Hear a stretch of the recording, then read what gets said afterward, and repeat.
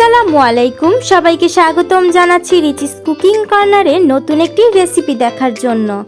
আজকের রেসিপিতে তৈরি করে দেখাবো তালের মিনি কোন পিঠা। এটি তৈরি করা খুবই সহজ। তালের এই সিজনে এই পিঠাটি তৈরি না করলেই নয়। আসুন দেখে নেওয়া যাক এটি কিভাবে তৈরি করতে হয়। নিয়েছি 1/3 কাপ পরিমাণ কুসুম গরম দুধ, দিয়ে দিচ্ছি 1 চা চামচ পরিমাণ ইস্ট। তারপর দুধের সাথে ইস্টকে গুলিয়ে নিতে হবে।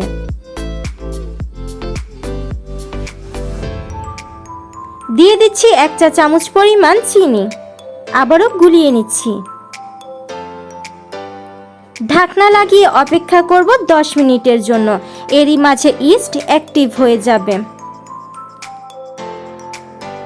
একটি মিক্সিং বলে নিয়েছি 2 কাপ পরিমাণ ঘন তালের রস, দিয়ে দিচ্ছি 1 কাপ পরিমাণ চিনি। চিনির পরিমাণটা চাইলে বাড়িয়ে কমিয়ে নিতে পারেন। লবণ দিয়ে দিচ্ছি 1/2 চা চামচ পরিমাণ।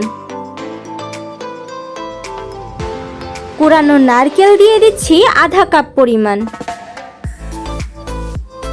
সবকিছু একটি হুইস্কের সাহায্যে মিশিয়ে নিতে হবে। মিশানো হয়ে গেলে এর সাথে দিয়ে নিচ্ছি 2টি ছোট সাইজের কলা। কলার সাইজ যদি বড় হয়ে থাকে সেক্ষেত্রে একটি ব্যবহার করলেও চলবে। তারপর মিশিয়ে নিচ্ছি। তালের পিঠাগুলোকে নরম এবং ফুলানোর কাজে এখানে কলাটা ব্যবহার করা হয়েছে। মিশানো হয়ে গেলে এর সাথে দিয়ে নিচ্ছি 2 কাপ পরিমাণ চালের গুঁড়ি। চালের গুঁড়ি দিয়ে নেওয়ার পর তালের রসের সাথে ভালো মতো মিশিয়ে নিতে হবে।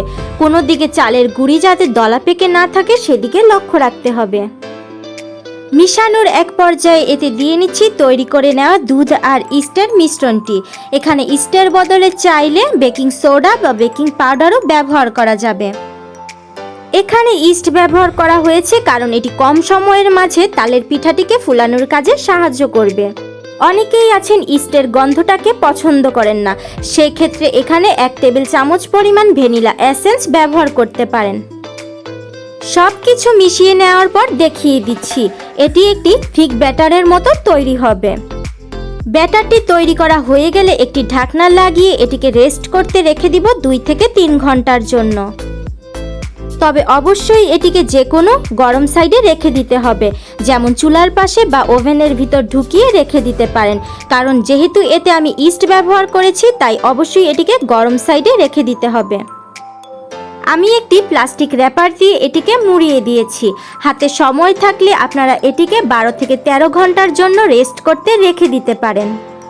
ব্যাটারটিকে রেস্ট করতে রেখে দিয়ে চলে এসেছি তালের কোন পিঠা তৈরি করার জন্য কোনগুলি তৈরি করে নিতে। এখানে আমি বেশ কয়েকটি কোন তৈরি করে নিয়েছি। এগুলোকে আমি কাঁঠাল পাতা দিয়ে তৈরি করে নিয়েছি। চাইলে কলা পাতা বা ফয়েল পেপার দিয়েও এই কোনগুলোকে তৈরি করে নেওয়া যেতে পারে। এখন দেখিয়ে দিচ্ছি কিভাবে কোনগুলি তৈরি করে নিতে হয়। প্রথমে একটি কাঁঠাল পাতা নিয়ে নিয়েছি। তারপর পাতাটির এ পিঠ এবং ও পিঠ 2 পিঠেই খুব ভালো মতো তেল মাখিয়ে নিতে হবে। এতে করে পিঠা তৈরি করার পর এটি পাতার গায়ে লেগে থাকবে না। পানের খিলি যেভাবে তৈরি করা হয়ে থাকে ঠিক সেই পদ্ধতি অবলম্বন করে এই পাতা দিয়ে কোনগুলোকে তৈরি করে নিতে হয়। পাতার এক সাইড থেকে উপর করে ধরে নিয়ে মুড়িয়ে দিলেই দেখবেন এটি একটি কোণের মতো তৈরি হয়ে গেছে। তারপর পাতাটি যাতে খুলে না যায় সেজন্য একটি কাঠি বা টুথপিক দিয়ে এটাকে মেরে দিতে হবে। এমন করে সব কয়টি কোণ তৈরি করে নিতে হবে। পিঠাগুলিকে ভাপ দিয়ে নেওয়ার জন্য যে প্রসেসটা ফলো করতে হবে সেটি দেখিয়ে দিচ্ছি। প্রথমে একটি টাওয়াল নিয়ে নিয়েছি। তারপর এর এক মাথা ধরে ঘুরিয়ে ঘুরিয়ে এটিকে রাউন্ড শেপ করে মুড়িয়ে নিতে হবে। তারপর যে কোনো বক্স বা বাটির মধ্যে এটিকে বসিয়ে দিতে হবে। আমি এখানে একটি পুডিংয়ের বাটি ব্যবহার করছি। কাজটি কিভাবে করছি লক্ষ্য করলেই আপনারা বুঝতে পারবেন। এই টাওয়ালের ফাঁকে ফাঁকে পিঠার কোণগুলোকে বসিয়ে দিতে হবে। এদিকে 3 ঘন্টা পর পিঠা তৈরি করার জন্য ব্যাটারটি একদম রেডি। উপর থেকে র্যাপারটাকে খুলে নিয়ে আবারও একটি হুইস্ক দিয়ে আমি এটিকে 10 মিনিটের জন্য ফেটিয়ে নিব। এতে করে এর এয়ার বাবলসগুলো চলে যাবে।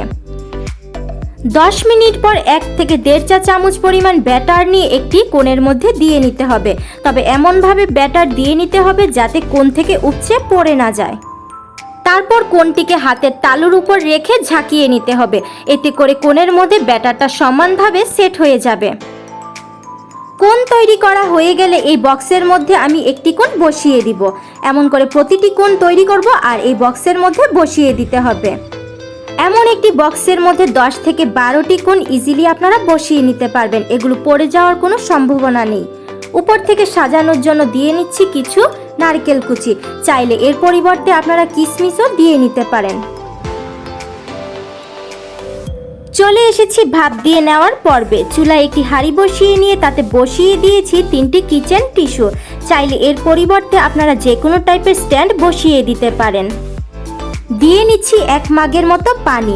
এখানে পানির রেশিওটা এমনভাবে দিতে হবে যাতে বক্সটি পুরোপুরি ডুবে না যায়। তারপর এতে বক্সটিকে বসিয়ে দিতে হবে। লক্ষ্য রাখতে হবে কোনো অবস্থাতে যাতে বক্সটির উপরে পানি চলে না যায়। এখানে টিস্যু ব্যবহার করার ফলে বক্সটি নড়ে চড়ে যাবে না।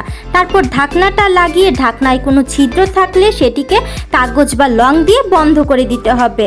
এখন এটিকে ভাপ দিয়ে নিব 20 থেকে 25 মিনিটের জন্য। চুলার আঁচটাকে রেখেছি মিডিয়াম। 20 মিনিট পর ঢাকনাটা খুলে দেখিয়ে দিচ্ছি পিঠাগুলি তৈরি করা হয়ে গেছে। পিঠাগুলির ভিতরটা ভালো মতো হয়েছে কিনা সেটি দেখার জন্য একটি কাঠি ঢুকিয়ে দেখে নিতে হবে। যদি কাঠিটা ক্লিন বের হয়ে আসে তার মানে পিঠাগুলি হয়ে গেছে।